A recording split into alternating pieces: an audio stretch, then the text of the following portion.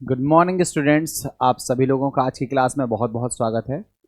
Student, जैसा कि आप सभी को पता है, हम लोग जिस लेसन को पढ़ रहे हैं उस लेसन का नाम है नाइट्रोजन युक्त कार्बनिक यौगिक, या कहें तो ऑर्गेनिक कंपाउंड्स कंटेनिंग नाइट्रोजन।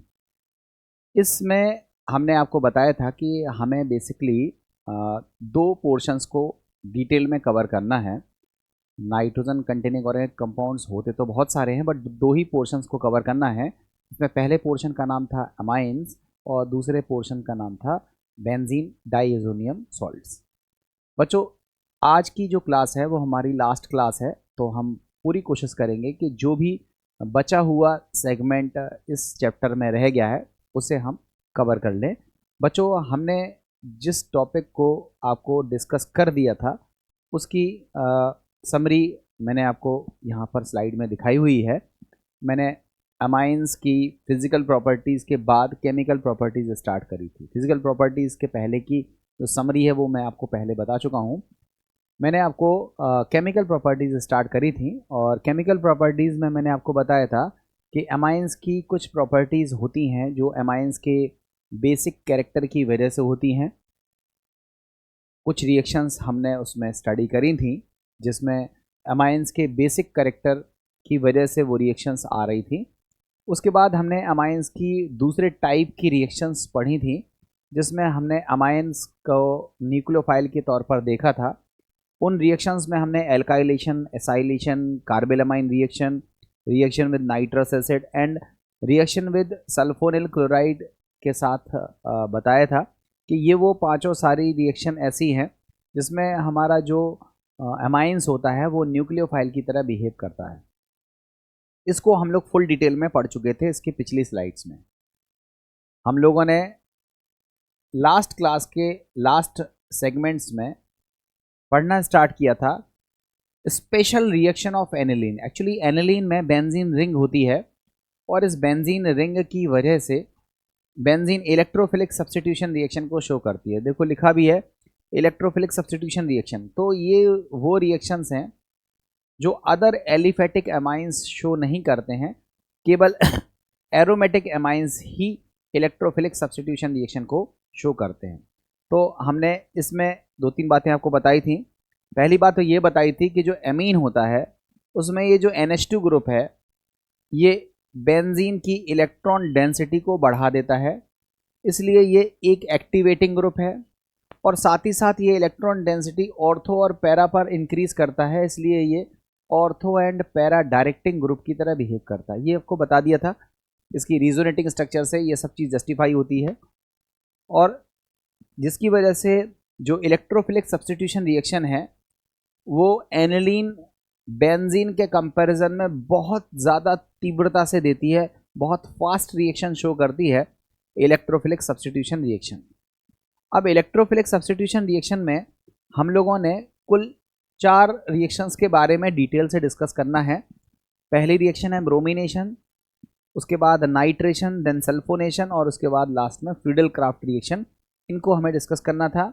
मैंने आपको ब्रोमिनेशंस के बारे में लास्ट क्लास में बताया था कि अगर हम एनिलीन का रिएक्शन ब्रोमीन वाटर के साथ कराएं रूम टेम्परेचर पर तो इसका ब्रोमिनेशन बहुत फास्ट होता है, और फाइनली हमको 2,4,6 ट्राई ब्रोमो एनिलीन का वाइट PPT मिल जाता है, और इसे एज ए टेस्ट के तौर पर हम एनिलीन के टेस्ट के तौर पर इस्तेमाल भी कर सकते हैं।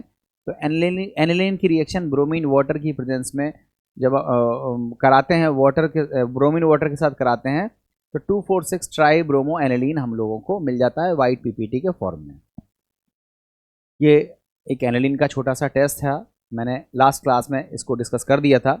इसके बाद मैंने आपको बताया था कि अगर हम चाहें कि हमें ब्रोमो को ऑर्थो पर लाना है और पैरा पर लाना है, हम नहीं चाहते हैं कि एक साथ ट्राई सब्स्टिट्यूटेड एनिलीन हम लोगों को मिले, तो हम लोग क्या करेंगे, इस एनिलीन की एक्टिविटी को कम करेंगे। कम करने का मतलब है इसको प्रोटेक्ट करेंगे, और एनिलीन को प्रोटेक्ट करने के लिए हम एसाइलेशन रिएक्शन का इस्तेमाल करते हैं। एसाइलेशन मैंने आपको डिस्कस किया है। हम एनिलीन की रिएक्शन एसिटिक एनहाइड्राइड से करेंगे पिरिडीन की प्रेजेंस में। तो हम लोगों को एसिटेनिलाइड मिलेगा जिसको हम एन फिनाइल एसिटामाइड कहते हैं। ये मैंने लास्ट क्लास में डिस्कस कर दिया था। और ये जो एन फिनाइल एसिटामाइड है जिसको हम एसिटेनिलाइड कह रहे हैं, अब अगर हम इसका ब्रोमिनेशन करते हैं, देखो अब अगर हम इसका ब्रोमिनेशन करते हैं तो ऑर्थो और पैरा पर ब्रोमीन जाएगा। चूंकि ऑर्थो पर हिंड्रेंस ज़्यादा है, हिस्टेरिक हिंड्रेंस ज़्यादा है, इसलिए ये माइनर प्रोडक्ट के तौर पर बनेगा। ये पैरा ब्रोमो एसिटेनिलाइड ये ज़्यादा मात्रा में बनेगा। और इस एनिलाइड का अगर हम एसिडिक या अल्कलाइन हाइड्रोलिसिस कर दें तो ये एनिलाइड फिर से अमाइंस में कन्वर्ट हो जाता है और आपको ऑर्थो ब्रोमो एनिलीन और पैरा ब्रोमो एनिलीन मिलता है, जिसमें मेजर प्रोडक्ट होता है पैरा ब्रोमो एनिलीन, जिसको हम 4 ब्रोमो एनिलीन कहते हैं। ये चीज़ आपने देखी थी कि अगर आप सिंगल ब्रोमिनेशन कराना चाहते हो तो आपको पहले एनिलीन से NH2 ग्रुप है उसको प्रोटेक्ट करके एनिलाइड बनाना पड़ेगा, एंड देन ब्रोमिनेशन करा के ortho and para product develop करने पड़ेंगे, जिसमें मेन प्रोडक्ट पैरा होगा क्योंकि यहाँ पर हिस्टेरिक हिंड्रेंस कम देखने के लिए मिलता है और ये ज़्यादा मात्रा में बनता है। ऑर्थो प्रोडक्ट में हिस्टेरिक हिंड्रेंस ज़्यादा होने की वजह से कम मात्रा में ये मिलता है और इस तरह से आपको फाइनल प्रोडक्ट मिल जाता है। तो बच्चों यहाँ तक हम आपको बता चुके थे, आपको एनिलाइड में बताया भी था कि जो NH2 है वो ऑक्सीजन की तरफ डिलोकलाइज हो जाता है, रिंग की तरफ कम अवेलेबल रहता है, इसलिए एनिलाइड ग्रुप की जो एक्टिवेटिंग पावर है वो NH2 ग्रुप के कंपैरिजन में कम होती है, इसलिए ये ortho and para derivative he separately बनाता है, ट्राई सब्स्टिट्यूटेड डेरिवेटिव्स का निर्माण नहीं करता है। ये चीज़ बच्चों हो गई थी। अब हम लोगों को आज से नई स्लाइड्स के बारे में डिस्कस करना है और उस स्लाइड्स का नाम है नाइट्रेशन ऑफ एनिलीन। बच्चों आप सभी लोगों को पता है नाइट्रेशन में हम लोग रिएक्शन कराते हैं नाइट्रिक एसिड से, नाइट्रिक एसिड के साथ रिएक्शन कराते हैं इन प्रेजेंस ऑफ H2SO4।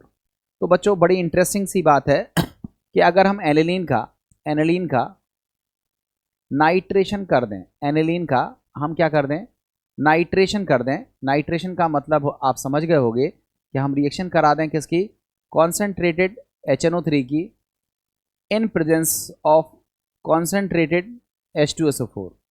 अगर हम ये नाइट्रेशन करा देते हैं तो हम लोगों को क्या मिलना चाहिए, क्योंकि ये एक्टिवेटिंग ग्रुप है साथ में ऑर्थो पैरा डायरेक्टिंग ग्रुप है, तो हम लोगों को ऑर्थो नाइट्रो एनिलीन मिलना चाहिए और हमको मिलना चाहिए पैरा नाइट्रो एनिलीन, ऐसा मिलना चाहिए। मगर हम क्या देखते हैं, मगर हम ये देखते हैं कि पैरा नाइट्रो एनिलीन तो मिलती है, ठीक है, ऑर्थो नाइट्रो एनिलीन बहुत कम मात्रा में मिलती है, लगभग मात्र 2% मिलती है। मेटा नाइट्रो एनिलीन बनने की कोई संभावना यहाँ तो नहीं दिख रही है, मगर यहाँ जो मेटा नाइट्रो एनिलीन है वो भी हम लोगों को ऑलमोस्ट 47% के आसपास देखने के लिए मिलती है, 47%, और ये लगभग 51%। तो इतना परसेंटेज आप देखते हो, तो ऑर्थो कम मिल रही है, पैरा ज़्यादा मिल रही है।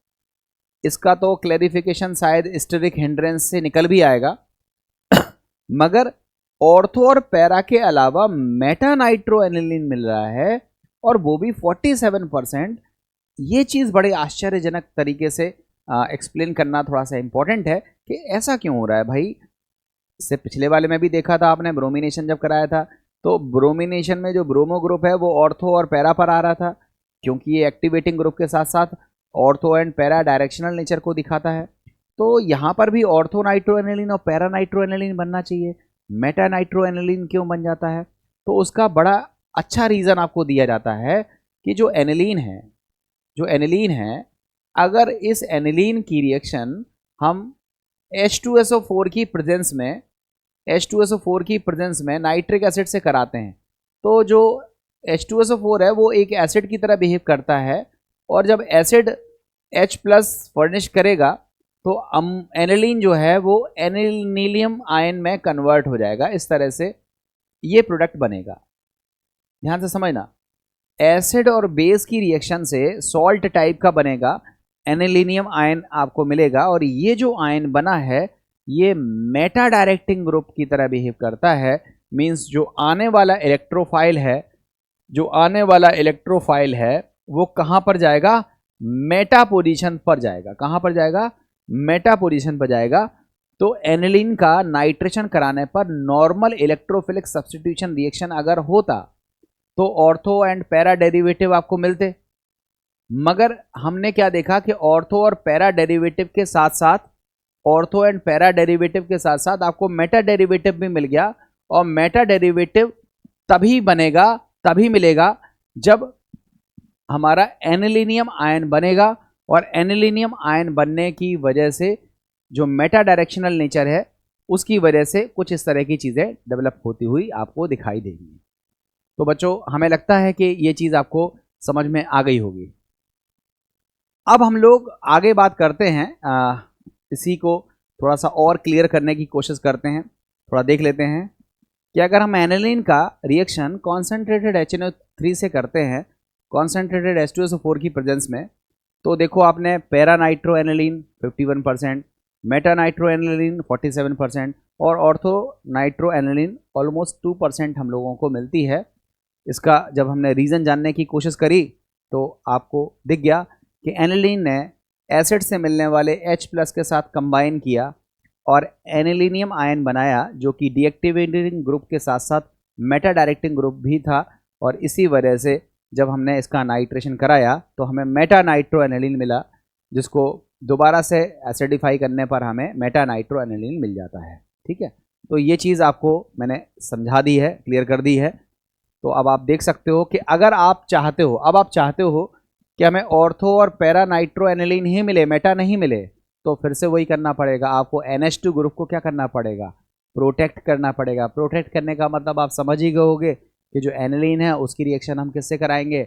एसिटिक एनहाइड्राइड से कराएंगे। उससे क्या होगा? एसिटिक एनहाइड्राइड से कराने से क्या होगा? एनिलाइड बनेगा। और एनिलाइड बनने से फिर जब हम दोबारा से नाइट्रेशन कराएंगे तो ऑर्थो नाइट्रो एनिलाइड और पैरा नाइट्रो एनिलाइड बनेगा। और फिर जब उसको रीएसिडिफाई करा देंगे तो हम लोग उसमें से ऑर्थो नाइट्रो एनिलीन और पैरा नाइट्रो एनिलीन को सेपरेट कर सकते हैं। देख सकते हो ये एनिलीन है, ये इसका एसाइलेशन कराया एसिटिक एनहाइड्राइड से pyridine की प्रेजेंस में, ये हमारा एसिटेनिलाइड बन गया। एसिटेनिलाइड का हमने नाइट्रेशन कराया तो ऑर्थो नाइट्रो एसिटेनिलाइड बन गया और पैरा नाइट्रो एसिटेनिलाइड बन गया। पैरा ज़्यादा मात्रा में बना क्योंकि यहाँ हिंड्रेंस कम है, और ऑर्थो नाइट्रो एसिटेनिलाइड कम मात्रा में बना क्योंकि यहाँ पर हिंड्रेंस ज़्यादा है। अब जो आपका एनिलाइड बना है, अगर उसको हम एसिडिक या बेसिक हाइड्रोलिसिस करा दें तो ये एनिलाइड दोबारा से NH2 में रिगेन हो जाएगा और आपको पैरा नाइट्रो एनिलीन ज़्यादा मात्रा में मिलेगा और ऑर्थो नाइट्रो एनिलीन कम मात्रा में बनेगा। तो अब आपकी चॉइस है कि आप क्या बनाना चाहते हो और किस तरीके के प्रोडक्ट को चाहते हो। अगर आप डायरेक्ट नाइट्रेशन कर देते हो तो पैरा मेटा ज़्यादा बनते हैं, ऑर्थो नहीं बनता है। मेटा बनने का रीज़न एनिलीनियम आयन का बनना है, जो कि डीएक्टिवेटिंग ग्रुप के साथ साथ मेटा डायरेक्टिंग ग्रुप की तरह बिहेव करता है। और अगर आप चाहते हैं कि नहीं मेटा ना बने तो आपको NH2 ग्रुप को प्रोटेक्ट करना पड़ेगा। प्रोटेक्ट करने के लिए हम इसकी रिएक्शन एसिटिक एनहाइड्राइड से कराते हैं pyridine की प्रेजेंस में, जो कि एसाइलेशन कहलाता है। और एसाइलेशन के बाद हम NH2 ग्रुप को एनालाइड में कन्वर्ट कर देते हैं और इस तरह से जो एनिलाइड ग्रुप होता है वो लेस एक्टिवेटिंग ग्रुप होता है एज कंपेरिजन टू NH2। और इसकी वजह से जब हम नाइट्रेशन करते हैं तो ऑर्थो नाइट्रो एनिलाइड और पैरा नाइट्रो एनिलाइड बनता है, जिसमें para nitro anilide less steric hindrance होने की वजह से मेजर प्रोडक्ट के फॉर्म में बनता है। ऑर्थो नाइट्रो एनिलाइड कम मात्रा में हमको मिलता है, जिसको हम एसिडिक या एल्कलाइन हाइड्रोलिसिस से ऑर्थो नाइट्रो एनिलीन और पैरा नाइट्रो एनिलीन में कन्वर्ट कर लेते हैं। और इस तरह से आपकी रिक्वायरमेंट जो है उसके अनुसार आप डिसीजन ले सकते हैं। अब देखो, बात करते हैं थर्ड रिएक्शन की, जिसमें हम लोग इलेक्ट्रोफिलिक सब्स्टिट्यूशन रिएक्शन में सल्फोनेशन पढ़ने वाले हैं। अब हम लोग एनिलीन का सल्फोनेशन पढ़ने वाले हैं। तो एनिलीन एक बेस है, H2SO4 जिसकी हम रिएक्शन कराते हैं सल्फोनेशन में, वो एक एसिड है। एसिड बेस की रिएक्शन से सॉल्ट बनता है। इस सॉल्ट को अगर हम हीट कर दें तो जाकर के जो सल्फोनिल ग्रुप होता है वो रीअरेंज होकर के पैरा पोजीशंस पर स्विच कर जाता है और इस तरह से हम लोगों को पैरा सल्फेनिलिक एसिड हम लोगों को मिल जाता है। और सल्फेनिलिक एसिड बनाने का ये प्रोसेस है ये बहुत पूछा जाता है कि एनिलीन से सल्फेनिलिक एसिड कैसे बनता है। तो एनिलीन का सल्फोनेशन कराओगे तो सल्फेनिलिक एसिड नहीं बनेगा, हमको क्या मिलेगा, सॉल्ट मिलेगा। उस सॉल्ट को अगर हम हीट करेंगे तब जाकर के वो रीअरेंज हो जाएगा और सल्फेनिलिक एसिड मिल जाएगा। तो देखो समरी क्या है, एनिलीन की रिएक्शन कॉन्सेंट्रेटेड H2SO4 से कराएंगे, आपको एनिलीनियम हाइड्रोजन सल्फेट एक सॉल्ट मिलेगा एसिड बेस रिएक्शन से, और इस सॉल्ट को अगर हम हीट करेंगे तब ये रीअरेंज हो जाएगा और सल्फेनिलिक एसिड हमको मिल जाएगा। रिएक्शन आप देख सकते हो, ये एनिलीन है, कॉन्सेंट्रेटेड H2SO4 से रिएक्शन कराई है, एसिड बेस की रिएक्शन से सॉल्ट बना है जो कि आप देख सकते हो, इसको बोलते हैं एनिलीनियम हाइड्रोजन सल्फेट। और इसको अगर हम गर्म करके हीट कर दें तो हम लोगों को क्या मिलेगा, ये जो SO3H ग्रुप है ये अपनी पोजीशंस को छोड़ करके कहाँ आएगा, पैरा पोजीशंस पर, दैट इज़ रीअरेंजमेंट रिएक्शन आपकी होती हुई हमें दिखेगी और हमें पैरा सल्फेनिलिक एसिड मिल जाएगा। ये सल्फोनेशन प्रोडक्ट का सल्फोनेशन रिएक्शन का प्रोडक्ट है। अब यहाँ पर एक टर्म आता है ज्विटर आयन। बच्चों ज्विटर आयन आप लोगों ने प्रोटीन्स वगैरह में पढ़ा होगा, एमिनो एसिड्स वगैरह में पढ़ा होगा। ज्विटर आयन यहाँ भी देख सकते हो। ज्विटर आयन का मतलब एक ऐसा आयन जिसमें प्लस माइनस दोनों एक साथ मौजूद हों, जो इलेक्ट्रिकली न्यूट्रल हो उसको हम बोलते हैं ज्विटर आयन। तो देखो ये जो सल्फेनिलिक एसिड है, एक्चुअली इसमें ये जो SO3H वाला पार्ट है ये एसिडिक पार्ट है और NH2 वाला पार्ट है ये बेसिक पार्ट है।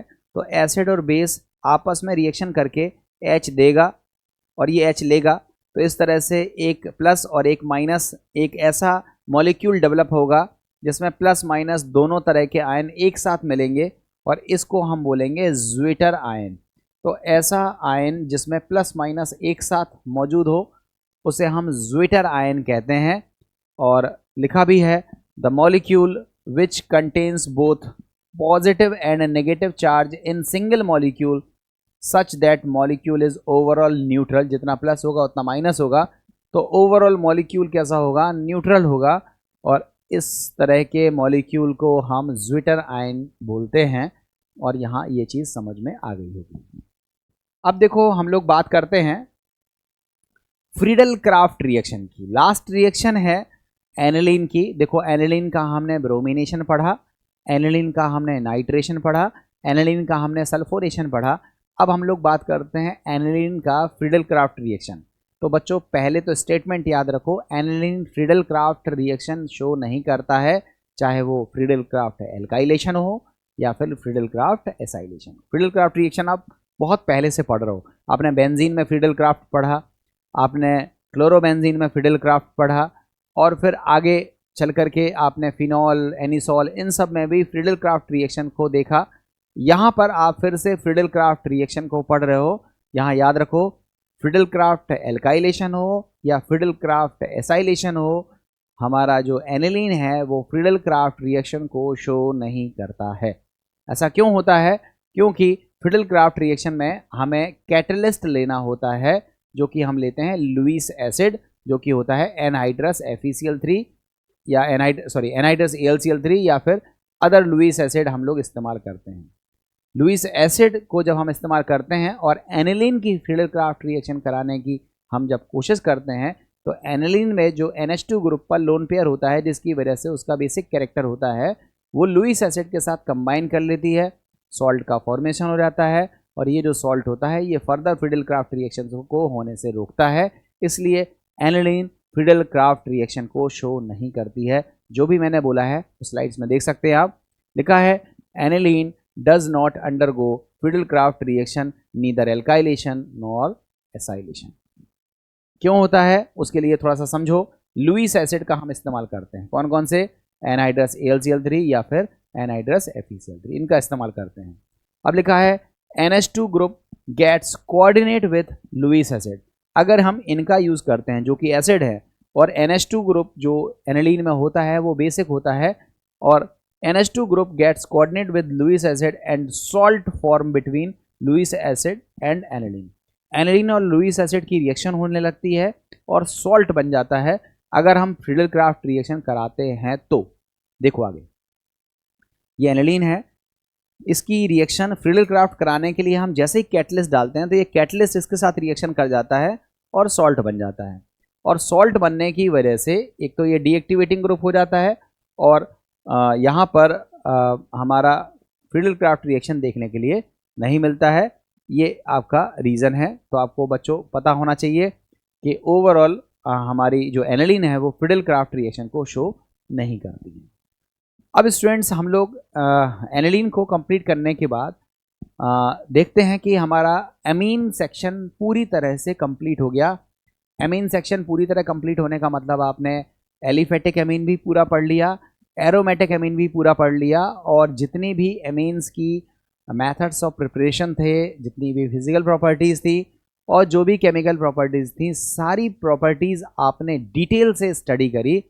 और हमें नहीं लगता है कि अब ऐसा कोई भी सेगमेंट होगा जो आपको समझ में नहीं आया होगा। अब हम लोग चलते हैं एक लास्ट टॉपिक की तरफ, जो कि नाइट्रोजन कंटेनिंग ऑर्गेनिक कंपाउंड का लास्ट टॉपिक है, जिसको हम बोलते हैं बेंजीन डाइएजोनियम सॉल्ट, जिसको हम शॉर्ट में BDS कहते हैं, बेंजीन डाइएजोनियम सॉल्ट।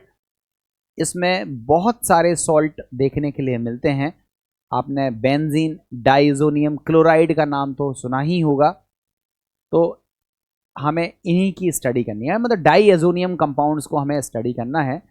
तो आइए डाइएजोनियम कंपाउंड्स को इत्मीनान से स्टेप बाय स्टेप सीखते हैं। और जितनी रिएक्शंस हैं, मैं सारी रिएक्शंस यहाँ पर आपको बता रहा हूँ। और बच्चों जितनी इंपॉर्टेंट रिएक्शंस हैं वो सभी की सभी हमने कवर करी।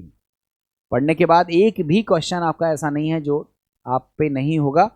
थ्योरी डिस्कस हमने पूरी कर दी है, बाकी प्रैक्टिस आपको करनी है, करिए। जो नहीं आता है पूछिए। तो देखिए हम लोगों को क्या क्या पढ़ना है।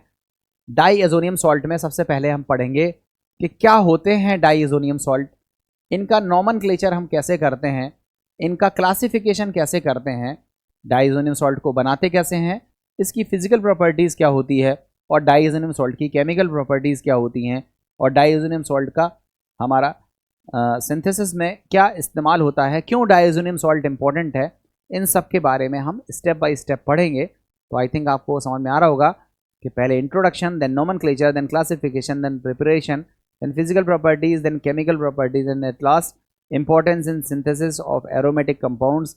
क्या इनका सिंथेसिस में इंपॉर्टेंस है, इसको हम लोग स्टडी करेंगे और इन सबको स्टेप बाय स्टेप देखेंगे। तो बिना टाइम वेस्ट करे हुए हम लोग डायरेक्टली बात करते हैं कि डाइएजोनियम सॉल्ट का स्ट्रक्चर कैसा दिखता है। बच्चों ऐसा स्ट्रक्चर दिखेगा, G मतलब कोई भी ग्रुप हो सकता है, एक होगा N2 और साथ में होगा X भी कुछ भी हो सकता है। अब इस G का मतलब एल्किल ग्रुप भी हो सकता है, एल्किल का मतलब मैथिल, एथिल, प्रोपिल कुछ भी हो सकता है, और एरिल भी हो सकता है। एरिल का मतलब बेंजीन रिंग भी हो सकती है। तो देखो एल्किल और एरिल ग्रुप G की जगह लगा होगा। तो इसका उदाहरण कौन सा है, मिथाइल, इथाइल या फिर फेनिल, इन दोनों में से कोई भी ग्रुप लगा होगा तो ये एल्किल ग्रुप या एरिल ग्रुप लगा हुआ है। इस N2 को पढ़ते हैं डाइएजोनियम ग्रुप। इसी ग्रुप के लिए, इसी ग्रुप की वजह से जो हम पढ़ते हैं उसको हम बोलते हैं डाइएजोनियम सॉल्ट्स। तो डाइएजोनियम सॉल्ट का जो जनरल फॉर्मूला है वो GN2 + X- होगा। अगर कोई पूछे ये G क्या है, तो G का मतलब एल्किल ग्रुप या फिर एरिल ग्रुप में से कोई भी हो सकता है। N2 क्या है, तो बोलोगे यही कहलाता है डाइएजोनियम ग्रुप। और X की अगर हम बात करें तो ये X एक N आयन है, और N आयन कुछ भी हो सकता है, chloro, bromo, nitro, hydrogen sulphate और टेट्रा क्लोरो ब्रोमेट आयन भी आपका यहाँ लिया जा सकता है। इतने सारे N आयन हो सकते हैं, एल्किल ग्रुप भी कुछ भी हो सकता है। और एक जनरल फॉर्मूला आपको याद रखना चाहिए, बेंजीन डाइएजोनियम सॉल्ट का जनरल फॉर्मूला अब आपने क्या सीखा, GN2 + X-। G क्या है, एल्किल एरिल ग्रुप, N2 क्या है, डाइएजोनियम ग्रुप, और X क्या है, N आयन, और N आयन में क्लोरो, ब्रोमो या फिर हाइड्रोजन सल्फेट या नाइट्रो, इस तरह के कंपाउंड्स N आयन आ सकते हैं। ठीक है, अब देखो हम फर्दर आगे थोड़ा सा बढ़ते हैं। और अभी जो हमने बताया कि जो हमारा डाइएजोनियम सॉल्ट्स होते हैं उसमें 3 हिस्से होते हैं। एक डाइएजोनियम ग्रुप होता है, एक एनायन होता है और एक पेरेंट हाइड्रोकार्बन होता है। ठीक है, हमें नॉमेनक्लेचर पढ़ना है। तो नॉमेनक्लेचर में अभी जस्ट हमने पहले बात करी कि हमारा जो डाइएजोनियम सॉल्ट है उसमें 3 पार्ट हैं। ये हाइड्रोकार्बन पार्ट है, फिर वो चाहे एल्किल हो चाहे एरिल हो, ये डाइएजोनियम वाला पार्ट है और ये एनाइन वाला पार्ट है। 3 पार्ट मौजूद है। अगर हमें तीनों के नाम आते हैं तो हम इनके नॉमेनक्लेचर को आराम से सीख सकते हैं। नॉमेनक्लेचर हमें सीखना है कि आखिर उनका नाम हम कैसे लिखेंगे। तो सबसे पहले आप ऑब्जर्वेशन लोगे कि जो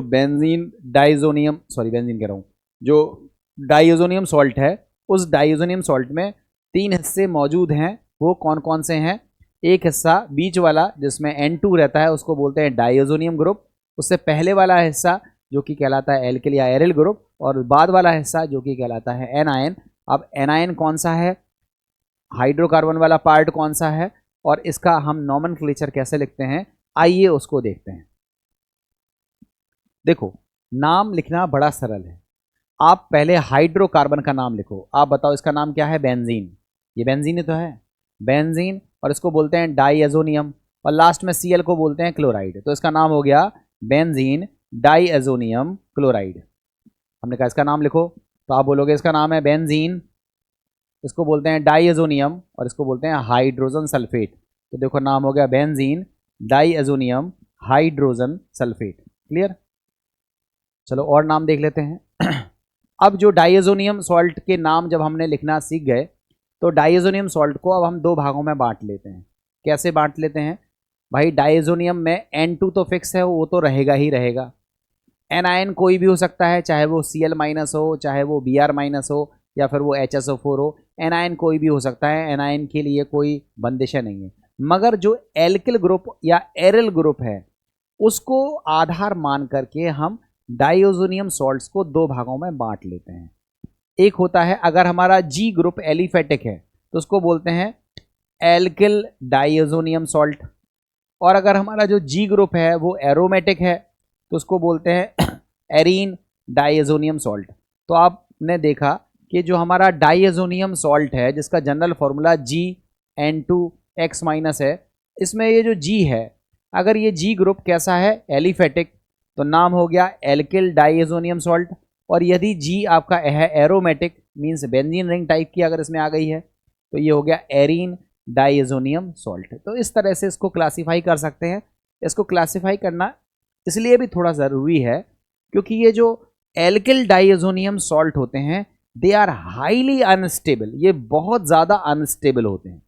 और ये जो एरीन डाइएजोनियम सॉल्ट हैं, ये भी अनस्टेबल है, मगर ये कोल्ड कंडीशन में, that is 0 to 5 degree Celsius पर अगर हम देखें तो इनमें स्टेबिलिटी होती है, और कोल्ड कंडीशन में ये बन जाते हैं या बनते हैं। और ये चूंकि इंटरमीडिएटरी कंपाउंड हैं, बीच में बनते हैं रिएक्शंस के, और बहुत अच्छा ये एक इंटरमीडिएट है। इस इंटरमीडिएट की हेल्प से हम बहुत सारे ऑर्गेनिक कंपाउंड्स को सिंथेसाइज करते हैं, इसलिए ये हमारे लिए एक इम्पॉर्टेंट रोल प्ले करता है। तो पहले आपको जानना चाहिए कि जो डाइएजोनियम सॉल्ट है उसमें जो G है, उस G के बेस पर, उस G के टाइप से हम डाइएजोनियम सॉल्ट्स को 2 भागों में बांटते हैं। एक एलिफेटिक डाइएजोनियम सॉल्ट और दूसरा है aromatic diazonium salt. Aliphatic diazonium salts में G की वैल्यू मेथिल एथिल प्रोपेल इस तरह से होगी, और अगर हम G की वैल्यू बेंजीन रिंग टाइप की रखें तो उसको हम बोलेंगे एरीन डाइएजोनियम सॉल्ट। तो इस तरह से 2 तरह के हमने क्लासिफिकेशन उसको कर दिया। अब क्लासिफिकेशन में आप देख सकते हो, एल्किल डाइएजोनियम सॉल्ट में G में हमने एलिफेटिक रखा, और देखो नाम है इसका एथिल, इसको देखो एथिल पढ़ेंगे, एथिल डाइएजोनियम क्लोराइड। ये है, इसका नाम है एथिल डाइएजोनियम क्लोराइड, और ये क्या है? हाईली अनस्टेबल है। और अगर हम G की जगह एरोमेटिक रखेंगे, हमने मान लो बेंजीन रिंग रख दी, तो उसको बोलेंगे फेनिल डाइएजोनियम क्लोराइड या बेंजीन डाइएजोनियम क्लोराइड, ये इसका नाम हो गया। और लिखा है stable at low temperature, that is 0 to 5 degree Celsius. अब अगर कोई पूछे कि भाई एलिफेटिक वाला अनस्टेबल है, एरोमेटिक वाला जो एरीन डाइएजोनियम सॉल्ट है वो स्टेबल क्यों होता है, तो आपको आंसर देना होगा रेजोनेंस। रेजोनेंस की वजह से ये थोड़ा स्टेबिलिटी लेकर के आता है। क्या स्टेबिलिटी आती है उसको आप देखो, ये हमारे पास डाइएजोनियम सॉल्ट का हमने स्ट्रक्चर बना लिया। अब देखो होता क्या है,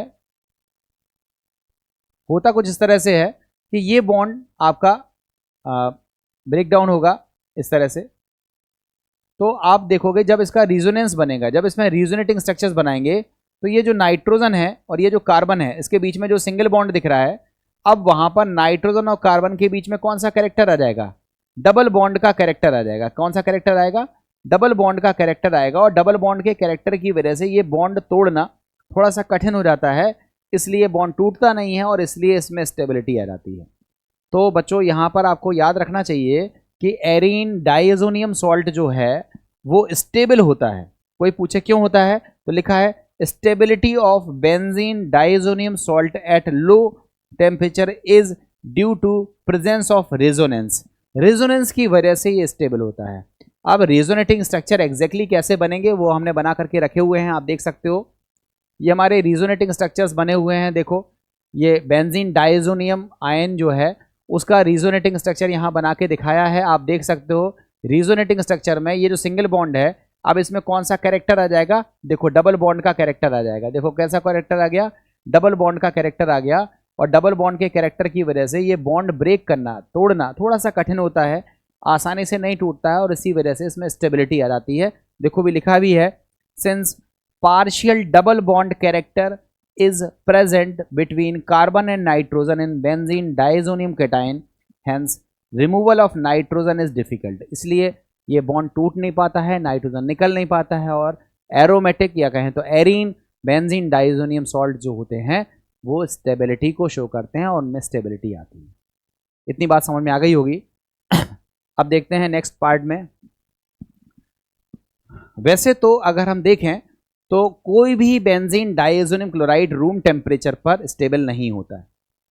आपने अभी हाल देखा है कि जो बेंजीन डाइएजोनियम सॉल्ट हैं वो 0 to 5 डिग्री सेल्सियस पर स्टेबल होते हैं, कोल्ड कंडीशन में स्टेबल होते हैं। मगर एक बेंजीन डाइएजोनियम सॉल्ट है जो रूम टेम्परेचर पर भी स्टेबल होता है और इसका नाम है बेंजीन डाइएजोनियम फ्लोरोबोरेट। ये BF4 लिखा होगा, उसको बोलते हैं फ्लोरोबोरेट। तो इसको बोलते हैं, ये वो बेंजीन डाइएजोनियम सॉल्ट है जो रूम टेम्परेचर पर स्टेबल होता है। पूछा गया क्वेश्चन है, 4 चॉइस दे करके पूछा गया है, which one of the following diazonium salts is stable at room temperature. Room temperature पर स्टेबल रहने वाला एकमात्र डाइएजोनियम सॉल्ट ये है जिसका नाम है बेंजीन डाइएजोनियम फ्लोरोबोरेट। लिखा भी है diazonium salt which is stable at room temperature, जो रूम टेम्परेचर पर स्टेबल होता है वो ये है। बाकी सारे डाइएजोनियम सॉल्ट कोल्ड कंडीशन में ही स्टेबल होते हैं और जैसे ही टेम्परेचर बढ़ाते हैं वो अपघटित हो जाते हैं, डिकम्पोज हो जाते हैं और कुछ डिफरेंट टाइप के प्रोडक्ट्स बनाते हैं। अब देखते हैं हम डाइएजोनियम सॉल्ट्स को बनाते कैसे हैं। बच्चों बनाने का बड़ा सीधा सीधा मेथड है, आप इसको सीख जाओ, इसको बिल्कुल याद रहना चाहिए आपको। हम शुरुआत करते हैं एनिलीन से, हम शुरुआत करते हैं एनिलीन से और एनिलीन की रिएक्शन हम कराते हैं किससे? NaNO2 प्लस HCl से। इसका टेम्परेचर हम लेते हैं 0 to 5 डिग्री सेल्सियस या कहें तो 273 to 278 केल्विन, ये टेम्परेचर लेते हैं। मतलब कोल्ड कंडीशन में हम एनिलीन की रिएक्शन कराते हैं NaNO2 और HCl से, या कभी कभी इनडायरेक्ट वे में लिखा रहता है हम रिएक्शन कराते हैं नाइट्रस एसिड से, ऐसे भी कह सकते हो। क्योंकि नाइट्रस एसिड बना बनाया होता नहीं है, इसको In-situ प्रिपेयर करते हैं, इसलिए NaNO2 और HCl के साथ जब हम एनिलीन की रिएक्शन कराते हैं उस सेंस में हम देखते हैं कि हमको क्या प्राप्त होता है? हमको प्राप्त होता है बेंजीन डाइएजोनियम क्लोराइड। क्या मिलता है? बेंजीन डाइएजोनियम क्लोराइड मिल जाता है और इस तरीके से हम बेंजीन डाइएजोनियम क्लोराइड बनाते हैं और इस प्रोसेस को हम बोलते हैं डाइएजोटाइजेशन। डाइएजोनियम क्लोराइड का बनाने की जो प्रोसेस है उसे कहा जाता है डाइएजोटाइजेशन। तो देखो लिखा भी है प्राइमरी एरोमेटिक अमाइंस हम लोग लेते हैं, ये अमाइंस प्राइमरी होना चाहिए और साथ में एरोमेटिक होना चाहिए। एरोमेटिक प्राइमरी अमाइंस को अगर हम रिएक्ट कराते हैं किससे? 0 to 5 डिग्री सेल्सियस या 273 to 78 केल्विन, पर रिएक्ट कराते हैं किससे, NaNO2 और HCl से रिएक्शन कराते हैं तो हमें क्या मिलता है, एरीन डाइएजोनियम क्लोराइड मिलता है। और इस रिएक्शन को हम बोलते हैं डाईएजोटाइजेशन। इस रिएक्शन को बोलते हैं डाईएजोटाइजेशन, मोस्ट इंपॉर्टेंट रिएक्शन है। तो डाईएजोटाइजेशन रिएक्शन क्या है, तो आप बोलोगे एनिलीन को डाइएजोनियम क्लोराइड में कन्वर्ट करने के लिए हम 0 to 5 डिग्री टेम्परेचर लेते हैं, NaNO2 और HCl से रिएक्शन कराते हैं, या कहें तो इनडायरेक्ट वे में हम HNO2 से रिएक्शन कराते हैं, और इस प्रोसेस को हम बोलते हैं डाइएजोटाइजेशन। क्यों, क्योंकि इसमें डाइएजोनियम सॉल्ट्स का फॉर्मेशन होता हुआ दिखता है। अब देखो इसी की रिएक्शन आपकी लिखी हुई है, ये हमारे पास एनिलीन है। इस एनिलीन की रिएक्शन 0 to 5 डिग्री सेल्सियस पर कराई किससे है, NaNO2 और HCl से, तो जाकर के हमें क्या मिला, बेंजीन डाइएजोनियम क्लोराइड मिल गया, जिसको हमने शॉर्ट में BDC लिखा है। BDC का पूरा नाम क्या है, बेंजीन डाइएजोनियम क्लोराइड, शॉर्ट में लिखते हैं BDC। और इस प्रोसेस को बोलते हैं डाइएजोटाइजेशन। साइड प्रोडक्ट के तौर पर क्या मिलता है, NaCl, और साथ में क्या मिलता है, H2। इतनी बात समझ में आ गई होगी। अब देखो, अगर हम बात करें, प्रिपरेशन हमारे पास हो गई, अब हम बात करें फिजिकल प्रॉपर्टीज़ की। तो फिजिकल प्रॉपर्टीज़ में हमारे पास टोटल 3 तरह की प्रॉपर्टीज़ हमें देखनी पड़ती हैं। एक है कलर, दूसरी होती है फिजिकल स्टेट, और तीसरी होती है सॉल्युबिलिटी। तो इन तीनों के बारे में हम लोग बात करने वाले हैं। फिजिकल प्रॉपर्टीज़ में 3 प्रॉपर्टीज़ के बारे में बात करेंगे फिजिकल प्रॉपर्टीज़ में, colour, physical state and solubility. तो देखो एक एक तरफ से अगर हम बात करें तो benzene diazonium salt is colourless, ये कलर नहीं होता है, कलरलेस होते हैं। कलर हमारा क्लियर हो गया। अब हम बात करें फिजिकल स्टेट की, तो फिजिकल स्टेट या भौतिक अवस्था की बात करें तो ये क्रिस्टलाइन सॉलिड होते हैं। ये क्या होते हैं, क्रिस्टलाइन सॉलिड होते हैं, ये इनकी फिजिकल स्टेट है। अगर हम बात करें सॉल्युबिलिटी की, तो BDC is soluble in water. Generally benzene diazonium chloride जो होता है वो सॉल्युबल होता है वाटर में, मगर अगर हम इसकी बात करें, इसका नाम आपने सीखा था बेंजीन डाइएजोनियम फ्लोरोबोरेट, ये इनसॉल्युबल इन वाटर होता है। ये बच्चों याद रखना है, पूछा जाता है which one of the following diazonium salt is insoluble in water, और चॉइस ये रहती है, ये इनसॉल्युबल इन वाटर रहता है, बाकी जो होते हैं वो सॉल्युबल इन वाटर होते हैं। ये आपके पास फिजिकल उसकी सॉल्युबिलिटी की बात हो गई। अब हम बात करते हैं केमिकल रिएक्शंस की। Chemical reactions of BDC can be substitute. देखो आप लोगों को बात करनी है chemical properties of diazonium salt की। केमिकल प्रॉपर्टीज, फिजिकल प्रॉपर्टीज हमारी हो गई। हमने फिजिकल प्रॉपर्टीज में क्या देखा कि ये कलरलेस होते हैं, हमने देखा ये क्रिस्टलाइन सॉलिड होते हैं, और हमने ये भी देखा कि ये जो बेंजीन डाइएजोनियम सॉल्ट्स होते हैं ये जनरली सॉल्युबल इन वाटर होते हैं, बट बेंजीन डाइएजोनियम फ्लोरोबोरेट होता है वो हमारा सॉल्युबल नहीं होता है, वाटर सॉल्युबल नहीं होता है। अब हम बात करने वाले हैं केमिकल प्रॉपर्टीज़ की। केमिकल प्रॉपर्टीज़ में हम 2 तरह की रिएक्शंस को देखने वाले हैं। हम एक रिएक्शन देखेंगे जिसमें N2 ग्रुप अलग हो जाता है। जो बेंजीन डाइएजोनियम क्लोराइड में जो N2 ग्रुप होता है, जिसको हम बोलते हैं डाइएजो ग्रुप, वो अलग हो जाता है, वो रिमूव हो जाता है। तो रिमूव जिसमें होता है वो प्रॉपर्टीज़ हम एक तरफ पढ़ेंगे, और जिसमें रिमूव नहीं होता है वो प्रॉपर्टीज़ हम दूसरी तरफ पढ़ेंगे। मतलब जो केमिकल रिएक्शंस हैं उसको हम 2 भाग में बांटेंगे। देखो लिखा है chemical reactions of BDS can be studied as, 2 part में स्टडी करेंगे। नंबर 1 में reactions involving displacement of diazo group. Diazo group हट जाएगा, डाइएजो ग्रुप हट जाएगा, उसकी जगह कोई और ग्रुप आ जाएगा। तो डाइएजो ग्रुप का डिस्प्लेसमेंट अगर होता है तो वो एक कैटेगरी की रिएक्शन है। और दूसरी कैटेगरी में reactions involving retention of diazo group, मतलब दूसरे में डाइएजो ग्रुप हटेगा नहीं, वो जहां है वहीं रहेगा। तो हमारी जो BDS है, बेंजीन डाइएजोनियम सॉल्ट है, या कहें तो बेंजीन डाइएजोनियम क्लोराइड स्पेशली हमें पढ़ना होता है। तो जो BDS है या बेंजीन डाइएजोनियम क्लोराइड है, उसकी जो प्रॉपर्टीज़ है उसको हमने 2 भागों में बांटा। एक प्रॉपर्टीज़ हमने वो रखी जिसमें डाइएजो ग्रुप हट जाता है, उसकी जगह कोई दूसरा ग्रुप आ जाता है, और दूसरी प्रॉपर्टीज़ हमने वो डिस्कस करनी है जिसमें डाइएजो ग्रुप अपनी जगह पर ज्यों का त्यों रहता है। इन प्रॉपर्टीज़ को हमें डिस्कस करना है। तो आइए एक एक करके फटाफट देखते हैं। देखो ये जो डाइएजो ग्रुप है ये होता है बेस्ट लीविंग ग्रुप, बहुत बढ़िया जल्दी से हटने वाला ग्रुप होता है, और ये आसानी से हट जाता है। अगर ये ग्रुप हटेगा, जगह खाली होगी, इस जगह खाली होने की वजह से कोई नए ग्रुप आकर के इससे जुड़ सकते हैं। तो इस ग्रुप को हटाकर नया ग्रुप जो आता है वो नया ग्रुप क्लोरो हो सकता है, ब्रोमो हो सकता है, आयोडो हो सकता है, साइनो हो सकता है, ये कोई भी ग्रुप आ सकते हैं किसकी जगह पर, N2 ग्रुप की वजह से। तो लिखा है सब्सटीट्यूटेड बाई, मतलब ये जो बेटर लिविंग ग्रुप है, डाइएजो ग्रुप जो कि एक बेटर लिविंग ग्रुप है, ये substituted by Cl group, Br group, I group, Cn group, means chloro, bromo, iodo, cyano से सब्सटीट्यूट हो जाता है with the release of nitrogen, और इस प्रोसेस में नाइट्रोजन गैस रिलीज होती है और Cl, Br, I, साइनो ये ग्रुप उसे सब्सटीट्यूट कर देते हैं। अब सब्सटीट्यूट जो करते हैं उसके बेस पर हम रिएक्शंस को दो पार्ट्स में देखते हैं। एक रिएक्शन आपने पढ़ी होगी सेंडमायर रिएक्शन और दूसरी रिएक्शन पढ़ी होगी गैटरमैन रिएक्शन। ये दोनों रिएक्शंस हमें यहाँ पर स्टडी करनी है। तो देखो एक तरफ से सबसे पहले हम बात करते हैं डिस्प्लेसमेंट ऑफ डाइएजो ग्रुप। अब डिस्प्लेसमेंट ऑफ डाइएजो ग्रुप जो होता है, मतलब जो N2 ग्रुप हट जाता है उसकी जगह पर डिस्प्लेसमेंट करने वाला ग्रुप कौन है, क्लोरो और ब्रोमो अगर है और साइनो ग्रुप है, तब हम इन रिएक्शंस को क्या पढ़ेंगे, सेंडमायर में पढ़ेंगे और गैटरमैन में पढ़ेंगे। और अगर ग्रुप में अगर हमें N2 हटा करके I लगाना है तो उसको ऐसा कोई नाम नहीं है। फ्लोरो ग्रुप लगाना है तो बाल्ज सीमेन रिएक्शन होती है, H और OH भी लगा सकते हो और NO2 भी लगा सकते हो, इनका नाम नहीं है। स्पेशली इस रिएक्शन का एक नाम होता है, इसको हम बाल्ज सीमेन रिएक्शन कहते हैं। तो हम एक एक करके देखते हैं बच्चों, ओवरऑल डिसीजन समझना। ये हमारे पास है बेंजीन डाइएजोनियम सॉल्ट, मान लिया क्लोराइड है। अब इसकी जगह पर हम चाहें तो N2 ग्रुप हटाकर Cl लगा सकते हैं इस तरह से। आप N2 ग्रुप हटाकर Br2 लगा सकते हो।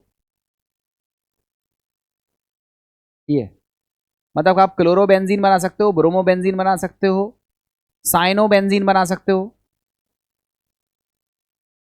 क्लोरो बेंजीन, ब्रोमो बेंजीन और साइनो बेंजीन बनाने की जो प्रोसेस होती है, मतलब N2 ग्रुप हटाकर Cl, Br और Cn ग्रुप को जोड़ने की जो प्रोसेस है, किसको जोड़ रहे हैं, Cl को जोड़ रहे हैं, Br को जोड़ रहे हैं या फिर Cn को जोड़ रहे हैं।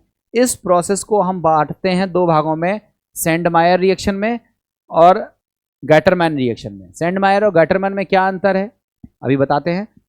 सेंडमायर और गैटरमैन में किसका यूज करना चाहिए अभी बताते हैं। बट आप डिसीजन पे क्या पहुंचे कि अगर हमें बेंजीन डाइएजोनियम क्लोराइड में N2 ग्रुप को हटाना है, उसकी जगह पर Cl, Br या Cn ग्रुप लगाना है, तो आप या तो सेंडमायर रिएक्शन का यूज करो या फिर आप गैटरमैन रिएक्शन का यूज करो। दोनों में से ही N2 ग्रुप हटता है और Cl, Br या साइनो ग्रुप आ जाता है। आप चाहते तो N2 ग्रुप हटाकर आयोडो ग्रुप भी लगा सकते थे, वो एक अलग रिएक्शन है। आप चाहते तो N2 ग्रुप लगाकर फ्लोरीन भी लगा सकते थे। आप चाहते तो N2 ग्रुप हटाकर हाइड्रोजन भी लगा सकते हो। आप चाहते तो N2 ग्रुप हटा करके OH ग्रुप भी लगा सकते हो। आप चाहते तो N2 ग्रुप लगा करके NO2 भी लगा सकते हो। मीन्स यहाँ क्लोरो बेंजीन बन जाएगा, ब्रोमो बेंजीन बन जाएगा, साइनो बेंजीन बन जाएगा, आयोडो बेंजीन बन जाएगा, फ्लोरो बेंजीन बन जाएगा, बेंजीन बन जाएगा, फिनॉल बन जाएगा और नाइट्रो बेंजीन बन जाएगा। तो इतने सारे कंपाउंड्स हम प्रिपेयर कर सकते हैं किससे, बेंजीन डाइएजोनियम सॉल्ट से। तो बेंजीन डाइएजोनियम सॉल्ट एक बढ़िया सा सॉल्ट है जिससे जो कि एक इंटरमीडिएट कंपाउंड्स का निर्माण करता है और इससे हम बहुत सारे ऑर्गेनिक कंपाउंड्स की सिंथेसिस कर सकते हैं। अब आपको इतनी रिएक्शंस पढ़नी है, पहले पढ़ेंगे सेंडमेयर रिएक्शन, उसके बाद पढ़ेंगे गैटरमैन रिएक्शन, फिर पढ़ेंगे कि कौन बेटर है, क्यों बेटर है, उसके बाद फिर आयोडो ग्रुप का रिप्लेसमेंट देखेंगे, आयोडो ग्रुप से रिप्लेसमेंट देखेंगे, फिर फ्लोरोबेंजीन बनाएंगे, फिर बेंजीन, फिर फिनॉल और फिर नाइट्रोबेंजीन बनाएंगे। और इतना पढ़ने के बाद हमारी बेंजीन डाइएजोनियम सॉल्ट की केमिकल प्रॉपर्टीज कंप्लीट हो जाएंगी और सिंथेसिस के बाद हमारा ये चैप्टर पूरी तरह से फिनिश हो जाएगा। तो आई थिंक इतना पढ़ने के लिए बकाया है, फटाफट देखते हैं और सीखते हैं। फटाफट पढ़ते हैं और सीखते हैं कि किस तरह से हम लोग इस पर बात करेंगे।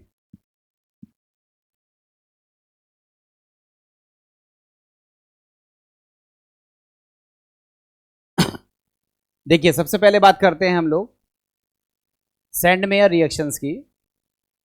बच्चों सेंडमेयर रिएक्शंस में आपको क्या याद रखना है, हम लोग बेंजीन डाइएजोनियम सॉल्ट की रिएक्शन कराते हैं किसके साथ, HCl के साथ या HBr के साथ या KCN के साथ, और प्रेजेंस लेते हैं किसकी, क्यूप्रस सॉल्ट की। क्यूप्रस क्लोराइड हो सकता है, क्यूप्रस ब्रोमाइड हो सकता है, क्यूप्रस साइनाइड हो सकता है, मतलब कॉपर का ऐसा सॉल्ट लेना है जिसमें कॉपर की ऑक्सीडेशन नंबर कितनी होगी, 1। तो आपको याद रखना है कि benzene diazonium salt, benzene diazonium salt या बेंजीन डाइएजोनियम क्लोराइड की रिएक्शन किससे करानी है, HCl से, HBr से या फिर HCN KCN से, और किसकी प्रेजेंस लेनी है, कॉपर के सॉल्ट की प्रेजेंस लेनी है। स्पेशली कॉपर का क्लोराइड, ब्रोमाइड या फिर कॉपर का साइनाइड लेते हैं, और स्पेशली ऐसा सॉल्ट लेते हैं जिसमें कॉपर की ऑक्सीडेशन नंबर कितनी होती है, 1। तो जब हम इस रिएक्शन को प्रोसीड करते हैं तो वहाँ N2 ग्रुप का रिप्लेसमेंट हो जाता है क्लोरो, ब्रोमो या साइनो ग्रुप से, और हमको क्लोरोबेंजीन मिलती हुई दिखती है, ब्रोमोबेंजीन मिलती हुई दिखती है, या फिर साइनोबेंजीन मिलती हुई दिखती है, और इस प्रोसेस को हम बोलते हैं send mayor reaction. Most important reaction है, बहुत पूछी जाती है, बहुत पूछी जाती है। आपको ये चीज़ याद हो गई होगी, और डिटेल में हम इस रिएक्शन को समझते हैं। देखो आप, ये हमारे पास है बेंजीन डाइएजोनियम क्लोराइड, ये हमारे पास है बेंजीन डाइएजोनियम क्लोराइड। हम रिएक्शन कराते हैं HCl के साथ in presence of cuprous chloride. Reaction से हमें क्या मिलता है, क्लोरोबेंजीन, साथ में कौन सी गैस निकलती है, नाइट्रोजन। यहाँ देखो, ये बेंजीन डाइएजोनियम क्लोराइड हमारे पास फिर से है। अब हम रिएक्शन करा रहे हैं HBr से, प्रेजेंस ले रहे हैं क्यूप्रस ब्रोमाइड की, और हमको क्या मिल रहा है, ब्रोमोबेंजीन। तो देखो, ये क्लोरोबेंजीन बनाया हमने, यहाँ हमने ब्रोमोबेंजीन बनाया, और इस रिएक्शन को हम लोग वही कह रहे हैं सेंड मेयर रिएक्शन। ये भी है सेंड मेयर रिएक्शन, ये भी है। मतलब सेंड मेयर रिएक्शन से हम क्लोरोबेंजीन बना सकते हैं HCl Cu2 Cl2 के साथ रिएक्शन करा के, और ब्रोमोबेंजीन भी बना सकते हैं बेंजीन डाइएजोनियम सॉल्ट की रिएक्शन करा के, किससे, HBr और Cu2Br2 से। आप सेंड मेयर रिएक्शन में साइनोबेंजीन भी बना सकते हो। देखो, ये बेंजीन डाइएजोनियम क्लोराइड है, इसकी रिएक्शन हम कराते हैं किससे, पोटेशियम साइनाइड से in presence of CuCN, cuprous cyanide की प्रेजेंस में। अगर हम KCN के साथ रिएक्शन कराएंगे तो हम लोगों को साइनोबेंजीन मिल जाएगी या बेंजोनाइट्राइल मिल जाएगा। इस प्रोसेस को भी हम सेंड मेयर रिएक्शंस की कैटेगरी में रखते हैं। ठीक है, अब सेंड मेयर रिएक्शंस के बाद हमारी दूसरी रिएक्शन आती है गैटरमैन रिएक्शन। बच्चों, गैटरमैन रिएक्शन में रिएक्शन ऑलमोस्ट वही है। हम बेंजीन डाइएजोनियम क्लोराइड या सॉल्ट लेंगे और उसको रिएक्ट कराएंगे किससे, HCl से, HBr से। ठीक है, उससे HCl से या HBr से रिएक्शन कराएंगे, मगर वहाँ हम कॉपर का सॉल्ट Cu2 Cl2 या Cu2Br2 नहीं लेते हैं, बल्कि वहाँ पर कॉपर पाउडर के फॉर्म में यूज़ करते हैं। तो देखो, बेंजीन डाइएजोनियम क्लोराइड को या बेंजीन डाइएजोनियम सॉल्ट को हम बदलते हैं क्लोरोबेंजीन या ब्रोमोबेंजीन में, और किसको लेकर, कॉपर पाउडर को लेकर के। तो इस रिएक्शन को हम क्या बोलते हैं, गैटरमैन रिएक्शन। बच्चों देखना, वहाँ पर भी benzene diazonium chloride chlorobenzene, bromobenzene और इवन साइनोबेंजीन में बदल रहा था, मगर वहाँ पर कैटलिस्ट क्या ले रहे थे, Cu2 Cl2 या फिर Cu2Br2 या फिर CuCN। मगर यहाँ पर हम लोग केवल क्लोरोबेंजीन और ब्रोमोबेंजीन बना रहे हैं, और यहाँ पर जो कैटलिस्ट ले रहे हैं या रिएजेंट ले रहे हैं वो कौन सा ले रहे हैं, कॉपर पाउडर के फॉर्म में ले रहे हैं। कॉपर पाउडर के फॉर्म में लेने के बाद अगर हम क्लोरोबेंजीन और ब्रोमोबेंजीन बनाते हैं HCl और HBr के साथ रिएक्शन करा के, तब इस रिएक्शन को हम गैटरमैन रिएक्शन कहते हैं।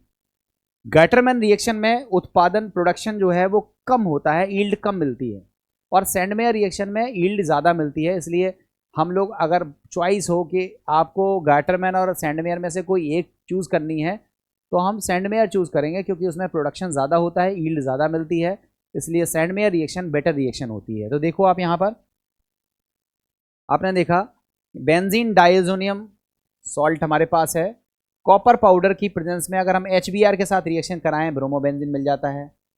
कॉपर पाउडर की प्रेजेंस में HCl के साथ रिएक्शन कराएंगे तो क्लोरोबेंजीन मिल जाएगा, और इस रिएक्शन को हम क्या बोलेंगे, गैटरमैन रिएक्शन बोलेंगे। इसमें nitrogen as a by product के तौर पर बाहर निकल जाएगी, और साथ में CuX भी बनेगा।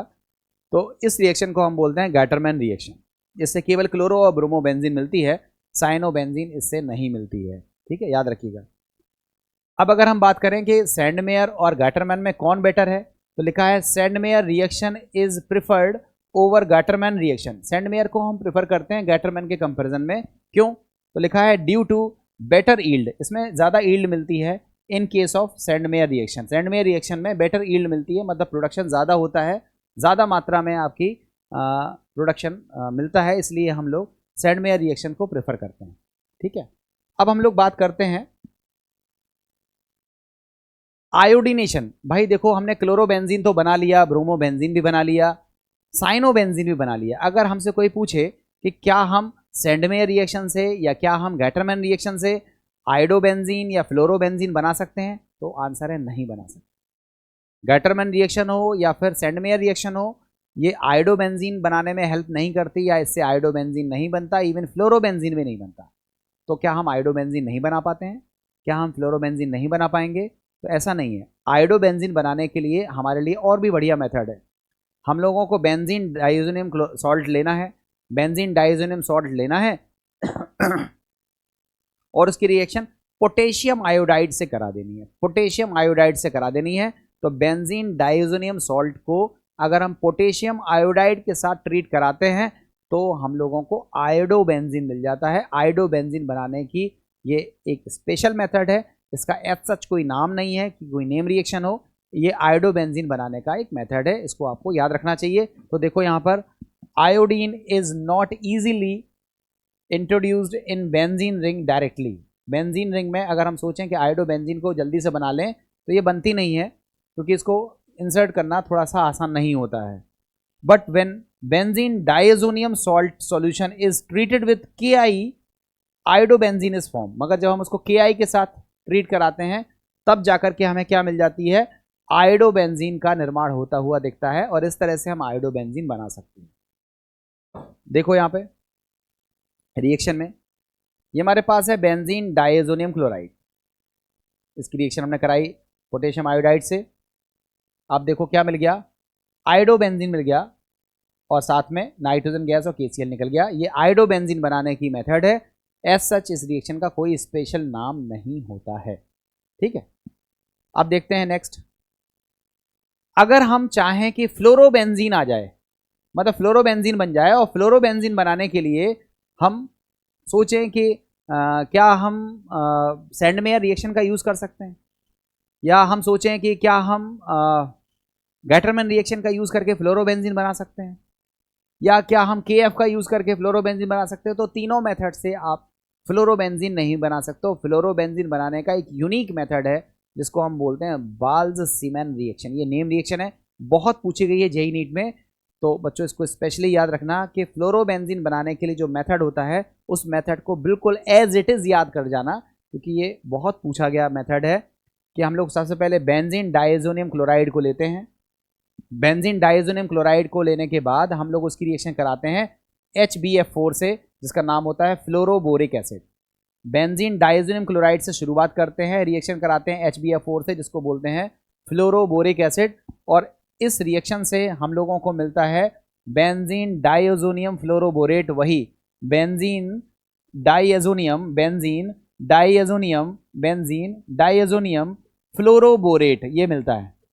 बेंजीन डाइज़ोनियम फ्लोरोबोरेट मिलता है, जो कि प्रेसिपिटेट के फॉर्म में मिलता है, सॉलिड के फॉर्म में मिलता है। इस सॉलिड को हम हीट कर देते हैं, और हीट करने से इसमें नाइट्रोजन गैस निकल जाती है, और हम लोगों को fluorobenzene as a final product मिल जाता है। और इस पूरी प्रोसेस को हम बोलते हैं Balz Schiemann reaction. Most important reaction है, और इस रिएक्शन से हम फ्लोरोबेंजीन बनाते हैं। Reaction is known as Balz Schiemann reaction, और इससे हम फ्लोरोबेंजीन बनाते हैं। तो फ्लोरोबेंजीन बनाने की ये मेथड मोस्ट इंपॉर्टेंट मेथड है। मेथड का क्रोनोलॉजी याद रखिएगा। सबसे पहले हम बेंजीन डाइज़ोनियम क्लोराइड को लेते हैं, इसकी रिएक्शन कराते हैं HBF4 से, जिसको हम बोलते हैं फ्लोरोबोरिक एसिड। फ्लोरोबोरिक एसिड से जब हम रिएक्शन कराएंगे तब हम लोगों को मिलेगा बेंजीन डाइज़ोनियम फ्लोरोबोरेट, और ये प्रेसिपिटेट के फॉर्म में मिलता है। इसको छान लीजिए और इसको तब तक हीट कीजिए जब तक कि ये डिकम्पोज होकर के फ्लोरोबेंजीन का प्रोडक्शन ना कर दे, तब तक इसको हम हीट करते हैं, और इस तरह से हमें फ्लोरोबेंजीन मिल जाती है। और इस प्रोसेस को हम बोलते हैं Balz Schiemann reaction. Most important reaction है बच्चों, अच्छे से याद करिएगा इसे। देखो डिटेल रिएक्शन आपके सामने है। ये हमारे पास है बेंजीन डाइज़ोनियम सॉल्ट या क्लोराइड, इसकी रिएक्शन कराते हैं फ्लोरोबोरिक एसिड से HBF4 से। इस रिएक्शन में हम लोगों को मिलता है बेंजीन डाइज़ोनियम फ्लोरोबोरेट, और इसको जब हम हीट कर देते हैं तब हमको एट लास्ट मिल जाती है फ्लोरोबेंजीन। और फ्लोरोबेंजीन बनाने की इस प्रोसेस को बोलते हैं Balz Schiemann reaction. Diazonium fluoroborate is precipitate isolate dried and heated until decomposition occurs. तब तक गर्म करते हैं जब तक कि ये डिकम्पोज ना हो जाए और हमको फ्लोरोबेंजीन ना मिल जाए। इस रिएक्शन को बाल्द-सीमन रिएक्शन कहते हैं। Very very most important reaction है, इसको आप बच्चों अच्छे से याद कीजिएगा, बहुत पूछी गई रिएक्शन है और फिर से पूछी जा सकती है, ठीक है। तो आपने देखा बच्चों, हमने बेंजीन डाइएजोनियम क्लोराइड से हमने क्या क्या चीज़ें बना ली। हमने बेंजीन डाइएजोनियम क्लोराइड से क्लोरोबेंजीन बना लिया, हमने बेंजीन डाइएजोनियम क्लोराइड से ब्रोमोबेंजीन बना लिया, हमने साइनोबेंजीन बना लिया, हमने KI के साथ रिएक्शन करके आयोडोबेंजीन बना लिया, हमने बाल्द-सीमन रिएक्शन लगा करके फ्लोरोबेंजीन बना लिया। अब हम चाहते हैं कि बेंजीन डाइएजोनियम क्लोराइड हट जाए, उसकी जगह हाइड्रोजन आ जाए। दैट मीन्स हम बेंजीन डाइएजोनियम क्लोराइड से बेंजीन बनाना चाहते हैं। और बेंजीन बनाना चाहते हैं तो हमारे पास दो मेथड होते हैं, या तो हम इसका रिडक्शन करें और हाइपोफॉस्फोरस एसिड से H3PO2 से इसका रिडक्शन करें, या फिर हम एथिल अल्कोहल के साथ इसका रिडक्शन करें। दोनों ही तरीके से जब हम रिडक्शन करते हैं तो बेंजीन डाइएजोनियम सॉल्ट कन्वर्ट हो जाता है, या कहें तो रिड्यूस हो जाता है किसमें, बेंजीन में। तो बेंजीन डाइएजोनियम क्लोराइड से बेंजीन बनाने की प्रोसेस में हमें रिडक्शन यूज़ करना होता है। और रिड्यूसिंग एजेंट अगर हम बात करें तो दो रिड्यूसिंग एजेंट में से कोई भी यूज़ कर सकते हो। H3PO2 का भी यूज़ कर सकते हो, हाइपोफॉस्फोरस एसिड का भी यूज़ कर सकते हो, और अगर आप चाहो तो इसके अलावा इससे इतर भी आप एथिल अल्कोहल का भी यूज़ कर सकते हो। इससे भी आपका रिडक्शन होता हुआ दिख जाएगा। तो बच्चों ओवरऑल प्रोसेस क्या है, ओवरऑल रिएक्शन क्या है, उस रिएक्शन को आप यहाँ स्लाइड में देख सकते हो। हमें बेंजीन डाइएजोनियम क्लोराइड का डाइएजो ग्रुप क्या करना है, डिस्प्लेस करना है। और किसके द्वारा डिस्प्लेस करना है, हाइड्रोजन के द्वारा डिस्प्लेस करना है। तो जो रिएजेंट हम यूज़ करेंगे वो माइल्ड रिड्यूसिंग एजेंट यूज़ करेंगे। और फिलहाल जो माइल्ड रिड्यूसिंग एजेंट है वो या तो हमारे पास है हाइपोफॉस्फोरस एसिड, जिसको हम फॉस्फेनिक एसिड भी कहते हैं, फॉर्मूला होता है H3PO2। या तो आप इसका इस्तेमाल करो या फिर इथेनॉल का यूज़ करो। इन दोनों में से कोई भी एक यूज़ करोगे तो हमारा जो बेंजीन डाइएजोनियम क्लोराइड है वो रिड्यूस हो जाएगा किसमें, बेंजीन में। और बेंजीन में कन्वर्ट करने की ये बढ़िया प्रोसेस है। देखो बेंजीन डाइएजोनियम क्लोराइड से हमने शुरुआत करी, इसका रिडक्शन कराया किससे, हाइपोफॉस्फोरस एसिड से, दैट इज H3PO2 से। तो H3PO2 का तो हो गया ऑक्सीडेशन और इसका इटसेल्फ हो गया रिडक्शन। और रिडक्शन किस में हुआ, बेंजीन में। तो बेंजीन डाइएजोनियम क्लोराइड का रिडक्शन हो गया बेंजीन में जब हमने रिड्यूसिंग एजेंट कौन सा लिया, हाइपोफॉस्फोरस एसिड। और हाइपोफॉस्फोरस एसिड इटसेल्फ ऑक्सीडाइज हो जाता है और बनाता है फॉस्फोरस एसिड। और इस प्रोसेस में हम देखते हैं ये ऑक्सीडेशन है और ये वाली प्रोसेस कौन सी है, रिडक्शन है। ओवरऑल ये रिडॉक्स रिएक्शन है। और इस तरह से हम बेंजीन डाइएजोनियम क्लोराइड से बेंजीन का फॉर्मेशन कर सकते हैं। अब तो रिएजेंट याद रखो, H3PO2 से रिड्यूस करेंगे तो बेंजीन डाइएजोनियम क्लोराइड रिड्यूस होकर के क्या बनाएगा, बेंजीन। अब देखो इसमें अगर हम चाहें तो H3PO2 का यूज़ नहीं भी कर सकते हैं, उसकी जगह पर हम इथेनॉल और वाटर का भी यूज़ करके बेंजीन डाइएजोनियम क्लोराइड को रिड्यूस कर सकते हैं किसमें, बेंजीन में। तो दूसरा रिड्यूसिंग एजेंट आप यूज़ कर सकते हो एथिल अल्कोहल और वाटर का मिक्सचर, जो कि बेंजीन डाइएजोनियम क्लोराइड को रिड्यूस कर देता है बेंजीन में। तो इस मेथड से भी आप डाइएजो ग्रुप का डिस्प्लेसमेंट हाइड्रोजन से करा सकते हो और इस प्रोसेस में आप बेंजीन के बनते हुए को देख सकते हो। अब देखते हैं इसमें, अगर हम चाहें कि बेंजीन डाइएजोनियम क्लोराइड का डाइएजो ग्रुप हट जाए, उसकी जगह OH आ जाए, तो इसको बोलते हैं डिस्प्लेसमेंट बाय हाइड्रोक्सिल ग्रुप। देखो आपने डिस्प्लेसमेंट कराया क्लोरो से, ब्रोमो से, साइनो से, आयोडो से, फ्लोरो से और हाइड्रोजन से। अब हम डिस्प्लेसमेंट करा रहे हैं OH ग्रुप से। और OH ग्रुप से डिस्प्लेसमेंट कराने के लिए हमें कुछ नहीं करना है, बेंजीन डाइएजोनियम क्लोराइड को वाटर के साथ थोड़ा सा गर्म करना है। ऑलमोस्ट 10 डिग्री सेल्सियस पर ही ये गर्म होकर के इसमें डाइएजो ग्रुप हट जाता है, OH ग्रुप आ जाता है और फिनॉल आपकी बन जाती है। तो बच्चों याद रखिएगा, बेंजीन डाइएजोनियम क्लोराइड को वाटर के साथ गर्म करने पर हम लोगों को फिनॉल मिल जाती है और इसमें डाइएजो ग्रुप का डिस्प्लेसमेंट OH ग्रुप के द्वारा हो जाता है और ये भी एक रिएक्शन है। देख सकते हो बेंजीन डाइएजोनियम क्लोराइड है, इसको हमने वाटर के साथ 283 मतलब लगभग 10 डिग्री सेल्सियस पर हमने गर्म किया तो इसका हाइड्रोलिसिस हो गया और हम लोगों को क्या मिल गया, फिनॉल मिल गया। तो बेंजीन डाइएजोनियम क्लोराइड से फिनॉल भी बनाना चाहो तो आप बना सकते हो। तो बच्चों आप बताओ आपने कितने मेथड देखे। आपने कहा सर हम बेंजीन डाइएजोनियम क्लोराइड से क्लोरोबेंजीन, ब्रोमोबेंजीन और cyanobenzene Cu2 Cl2 Cu2 Br2 CuCN और KCN के साथ रिएक्शन करा के प्राप्त करते हैं तो इसको बोलते हैं सेंडमेयर रिएक्शन। अगर आप copper powder HCl, copper powder HBr का यूज करके क्लोरोबेंजीन और ब्रोमोबेंजीन बनाओ तो इसको बोलते हो Gattermann reaction. Benzene diazonium salt को अगर आप Ki के साथ पोटेशियम आयोडाइड के साथ हीट कर दो और आयोडोबेंजीन बनाओ तो इससे आयोडोबेंजीन भी बना सकते हो। आप बेंजीन डाइएजोनियम क्लोराइड की रिएक्शन HbF4 से कराओ और HbF4 से कराने के बाद आपको बेंजीन डाइएजोनियम फ्लोरोबोरेट मिले और उसको हीट करके आप फ्लोरोबेंजीन बनाओ तो इससे फ्लोरोबेंजीन भी बन सकती है। इस रिएक्शन को हम बाल्द-सीमन रिएक्शन भी कहते हैं।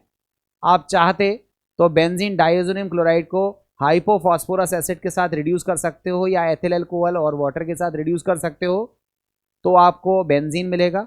और अगर आपने बेंजीन डाइएजोनियम क्लोराइड को केवल वाटर के साथ हल्का सा भी गर्म किया तो आप देखोगे कि वहाँ पर इसका हाइड्रोलिसिस हो जाता है और आपकी फिनॉल मिल जाती है। तो ये सारी रिएक्शंस इसकी केमिकल प्रॉपर्टीज़ में आती हैं और सबकी सब रिएक्शंस पूछी गई रिएक्शंस हैं। आप देख सकते हो कि आप चाहो तो N2 ग्रुप को हटाकर NO2 ग्रुप भी ला सकते हो और N2 ग्रुप को NO2 ग्रुप में बदलने के लिए थोड़ी सी रिएक्शंस में हमें एक स्पेशल डाइएजोनियम सॉल्ट लेना पड़ेगा जिसका नाम होता है benzene diazonium fluoroborate. Benzene diazonium fluoroborate को अगर हम NaNO2 और कॉपर के साथ हीट करते हैं तो हमें नाइट्रोबेंजीन मिल जाती है। एज सच कोई नेम रिएक्शन नहीं है, ये NO2 ग्रुप के साथ डिस्प्लेसमेंट हम देख सकते हैं, NO2 ग्रुप के द्वारा डिस्प्लेसमेंट देख सकते हैं और ये भी एक रिएक्शन है जिससे हम नाइट्रोबेंजीन का फॉर्मेशन कर सकते हैं।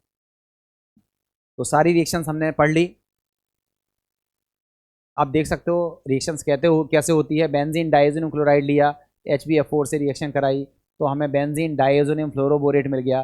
फिर NaNO2 और कॉपर के साथ हमने इसको हीट किया तो हमको एट लास्ट नाइट्रोबेंजीन मिल जाती है। तो आपने देखा कि हम बेंजीन डाइएजोनियम क्लोराइड से क्लोरोबेंजीन, ब्रोमोबेंजीन, साइनोबेंजीन, फ्लोरोबेंजीन के साथ साथ आयोडोबेंजीन, फ्लोरोबेंजीन और नाइट्रोबेंजीन, फिनॉल और बेंजीन इन सब को बना सकते हैं। तो ये बहुत ही ज़बरदस्त कंपाउंड है और बहुत सारे कंपाउंड्स का प्रोडक्शन हम यहाँ पे देख सकते हैं। ये हमारी एक टाइप की रिएक्शन हो गई। अब हम दूसरे टाइप की रिएक्शंस की बात करते हैं। अभी तक जो रिएक्शंस हम लोग पढ़ रहे थे उन सारी रिएक्शंस में N2 ग्रुप हट रहा था और कोई नया ग्रुप आ रहा था। फिर नया ग्रुप क्लोरो हो, ब्रोमो हो, साइनो हो, आइडो हो, फ्लोरो हो, H हो या फिर OH हो या फिर NO2 हो। ये सब डिस्प्लेसमेंट रिएक्शन थी। अब हमारा N2 ग्रुप हटेगा नहीं, वो ज्यों का त्यों रहेगा। ऐसी रिएक्शंस को हम दूसरी रिएक्शन या दूसरे टाइप की रिएक्शंस में स्टडी करते हैं जिसमें हम लोग बात करते हैं reactions of benzene diazonium chloride involving retention of diazo group. इसमें डाइएजो ग्रुप में कोई चेंज नहीं होगा, जैसा है वैसा ही रहेगा।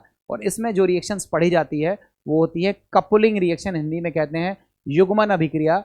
और कपलिंग रिएक्शन में हम बेंजीन डाइएजोनियम क्लोराइड की रिएक्शन दो कंपाउंड से कराते हैं, फिनॉल से कराते हैं या फिर एनिलीन से कराते हैं। फिनॉल से अगर हम कराएंगे तो पैरा हाइड्रोक्सी डाइएजो डाई मिलेगी और अगर हम एनिलीन से कराएंगे तो पैरा एमिनो डाइएजो डाई हम लोगों को मिलेगी। एक ऑरेंज कलर की होती है, एक येलो कलर की होती है और डाई के प्रोडक्शन में हम इस रिएक्शन का इस्तेमाल करते हैं। इस रिएक्शन को बोलते हैं कपलिंग रिएक्शन। डिटेल में देखते हैं एक एक करके। देखो यहाँ पे रिटेंशन ऑफ डाइएजो ग्रुप, इसमें डाइएजो ग्रुप N2 जैसा था वैसा ही रहेगा, उसमें कोई चेंज नहीं आएगा। रिटेंशन इन डाइएजो ग्रुप की जो रिएक्शंस हैं उसमें हमें कौन सी रिएक्शन पढ़नी है, कपलिंग रिएक्शन पढ़नी है। और कपलिंग रिएक्शन किस टाइप की रिएक्शन होती हैं, ये इलेक्ट्रोफिलिक सब्स्टिट्यूशन टाइप की रिएक्शन होती हैं।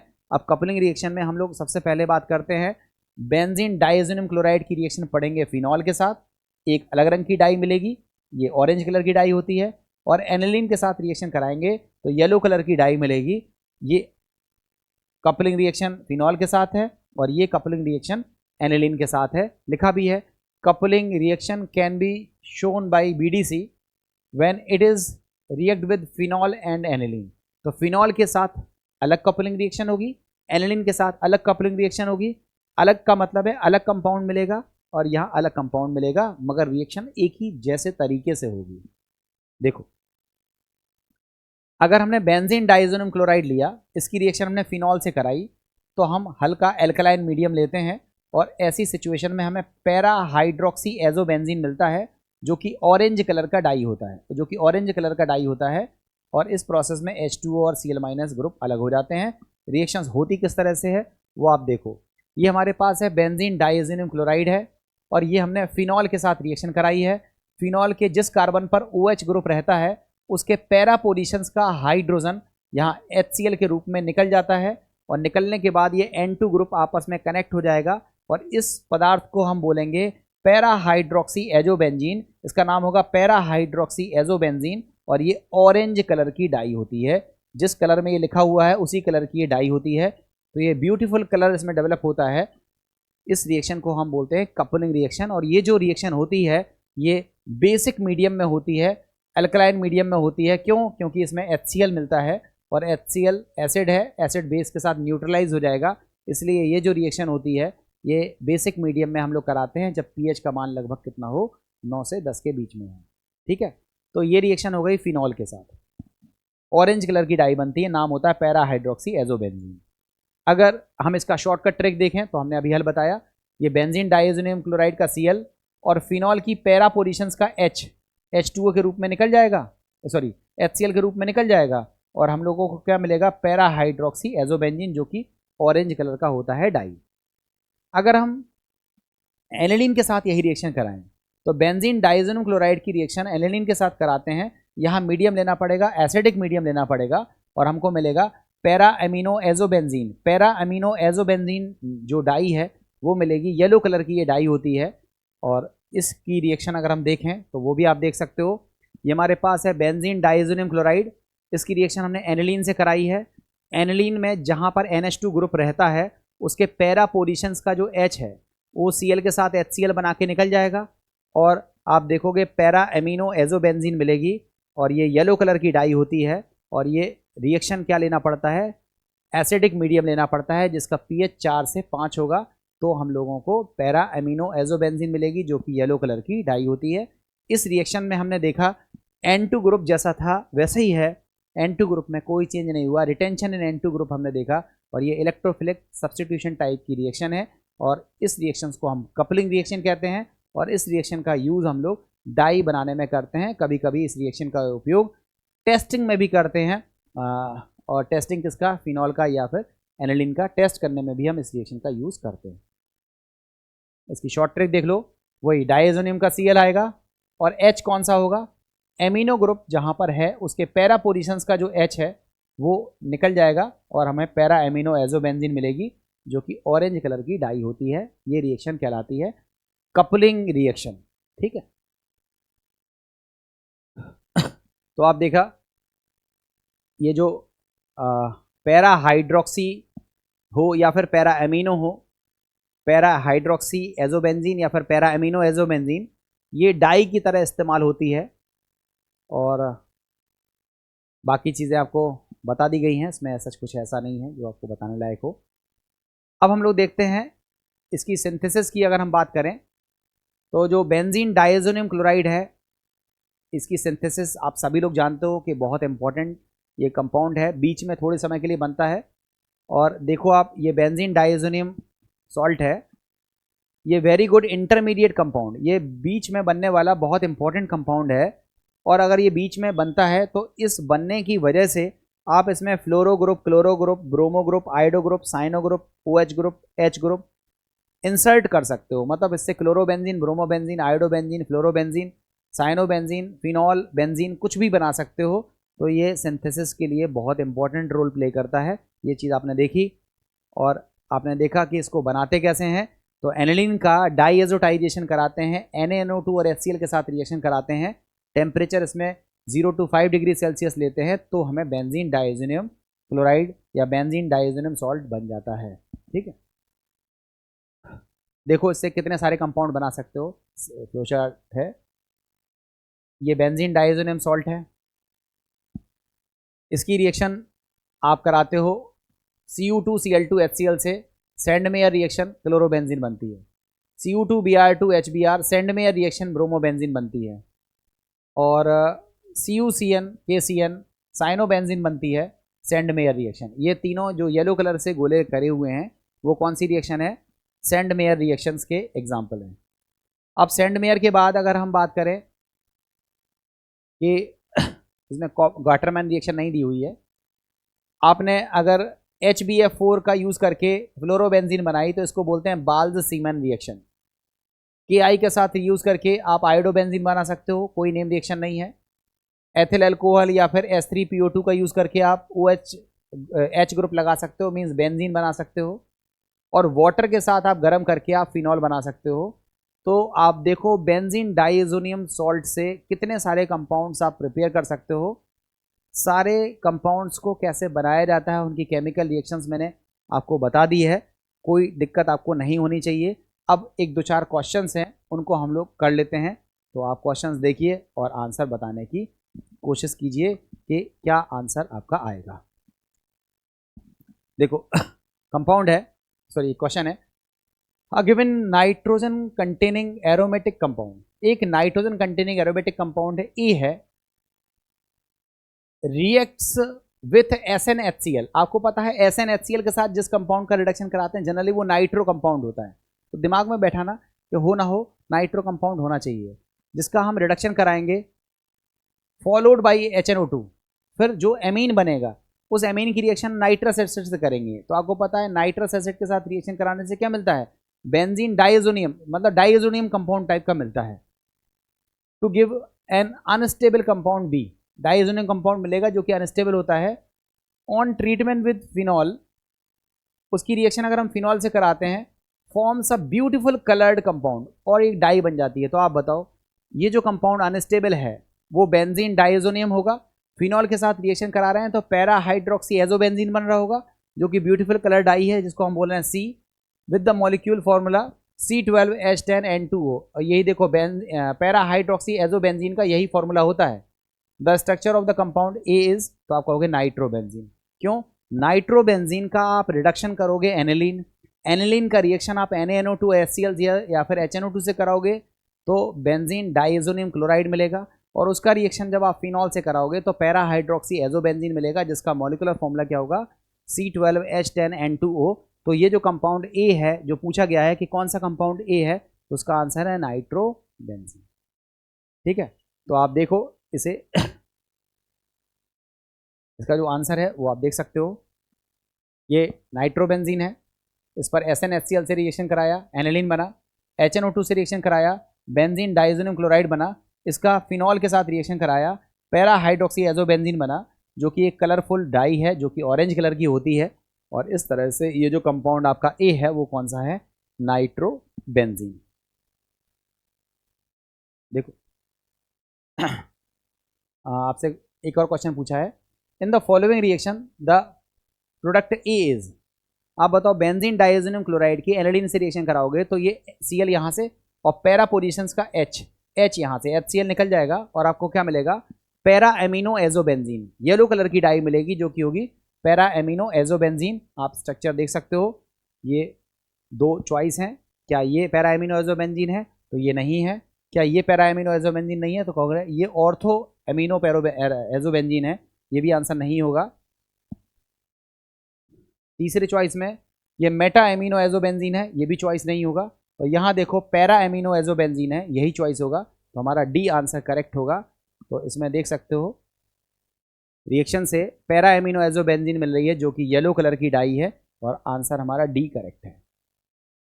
तो बच्चों नाइट्रोजन कंटेनिंग ऑर्गेनिक कंपाउंड, जिसमें हमने एमीन को कंप्लीट किया, जिसमें हमने बेंजीन डाइएजोनियम सॉल्ट को कंप्लीट किया, और एक भी रिएक्शंस ऐसी नहीं है या एक भी टॉपिक ऐसा नहीं है जो मैंने यहाँ कवर नहीं किया है। बच्चों आप क्वेश्चन करो, एक भी क्वेश्चन आपका नहीं फंसेगा, ये मैं चैलेंज करता हूँ कि एक भी क्वेश्चन आपका नहीं फंसेगा, बशर्ते आपकी थोड़ी सी बेसिक केमिस्ट्री स्ट्रांग होनी चाहिए। दैट मीन्स थोड़ा बहुत क्वेश्चन है जो मैकेनिज्म पर बेस्ड रहता है, उसमें अगर आप मैकेनिज्म सेगमेंट को आप लगा ले जाते हो तो आप इस टॉपिक के हर एक क्वेश्चंस को बढ़िया तरीके से कर सकते हो। अच्छा टॉपिक है, पूछा जाता है, सभी बच्चों से यही उम्मीद करूँगा कि एमीन्स के पाँचों वीडियोज़ को बड़े इत्मीनान से देखिए, प्रॉपर तरीके से लिख लीजिए और खूब सारे क्वेश्चंस लगाइए। मुझे पूरा विश्वास है कि आप लोगों को ये टॉपिक बहुत अच्छा लगेगा और इसके क्वेश्चन कभी भी आप गलत नहीं करोगे। इसी उम्मीद के साथ मैं अभी वीडियोस को यहीं पे क्लोज करता हूँ और आगे उम्मीद करूँगा कि जो अपकमिंग पार्ट है उस अपकमिंग पार्ट में मैं कुछ इंटरेस्टिंग बातें आपको सिखाऊंगा और इसके बाद ही हम लोग नेक्स्ट चैप्टर की तरफ मूव करेंगे। फिलहाल नाइट्रोजन कंटेनिंग ऑर्गेनिक कंपाउंड वाला चैप्टर है वो कंप्लीट हो चुका है। फिलहाल के लिए थैंक यू वेरी मच। अगली क्लास में फिर मुलाकात होती है। बाय।